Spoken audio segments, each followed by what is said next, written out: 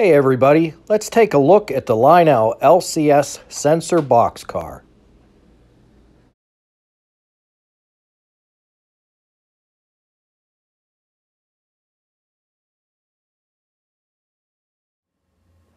Hey everybody, Marty E here with just a quick video of what I think is a little bit of an underrated Lionel product. This is the REA sensor car, LCS sensor car, product number 6-83519. What this box car does is add infrared sensor track capability to an engine that doesn't have it. Most Lionel engines produced probably from about 2012 on do have the sensor built in, but anything before that did not. So needless to say, you couldn't use it with your sensor track. It didn't trigger anything. It didn't feed back information to your handheld remote. So this is the box car. Only came in REA. If you look on the bottom, you will see the sensor. There's a program run switch, pickup rollers obviously for power. Basically when you program it, you will match it to the ID of the engine that you are pairing it with. So in my case today it'll be the Union Pacific 844 black version. This is the early model, so it does not have a sensor, and that ID is currently set at 4. So what we'll do here in a second is we'll put this on the track, we'll assign it to ID 4, and then I will show you what happens when I roll it across the sensor track without doing anything else other than matching the ID of the engine. So let's get it on the track. Alright, currently you can see that my remote is reading UPFEF 3 black. It's the 844's memory module information. And I got the sensor car set to program. So I'm going to engine 4, and I'm going to set that. Let me set this down so it's easy. I'm going to push the set button, and you'll see the LED blink inside the sensor car, a little hatch there. So set. Okay, so it has taken the same ID as my FEF that's sitting across on the layout. But if you notice, it still says UP FEF black. So let me go ahead and switch the program run switch back to run.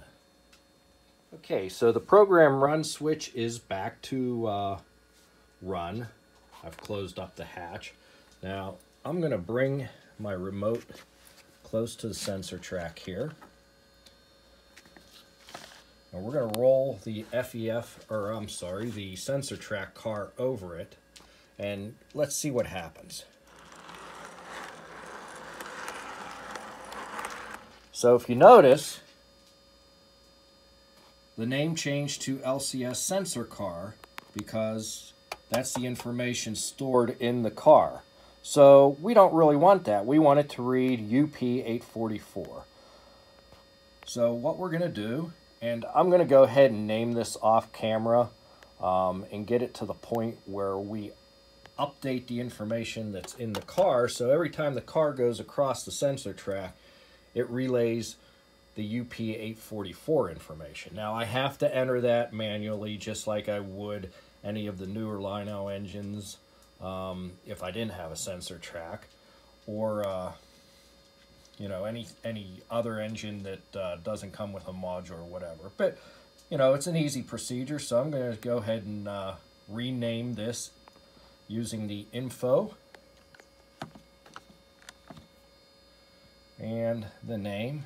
And like I said, I'm just going to go ahead and do this off camera, and before I finish it up, I'll come back to the video. Okay, just to show you that I manually entered UP844 black, because I also have a gray version. I'm going to hit next. I'm going to enter the road number, 844, set. Now this is where the magic happens. If you can see the TXIR, what we want to do is push that. And what that does is it'll push the name and the road number information to the sensor car. Well guys, did not mean to interrupt your video, but I had to add some more information. By pushing that button, not only does it send the road name and road number to the boxcar, it also sends the information of the engine that you're setting up to pair with that boxcar, whether it's a steam, diesel, legacy, or TMCC. So all that information is sent to the boxcar and stored in it. Hey, now back to the video. So that every time it crosses a sensor track, now if you take it to your buddy's house or whatever, and you pair it with your 844 to get it into his system, all you'll have to do is run it across his sensor track. So let's go ahead and push that. You'll hear my locomotive's whistle blow rapidly, and that's assigning that name. So here we go. It's going to ask me, do I want to save it? Yes, I do.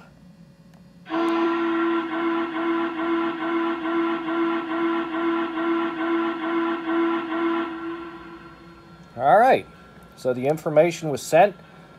So now, every time this sensor car passes over the sensor track, it will feed this information back to the remote if it's set up to do so, and it'll do whatever operation is assigned to the sensor track for that legacy engine. So I have nothing assigned in that direction, but if I go in this direction, you'll hear...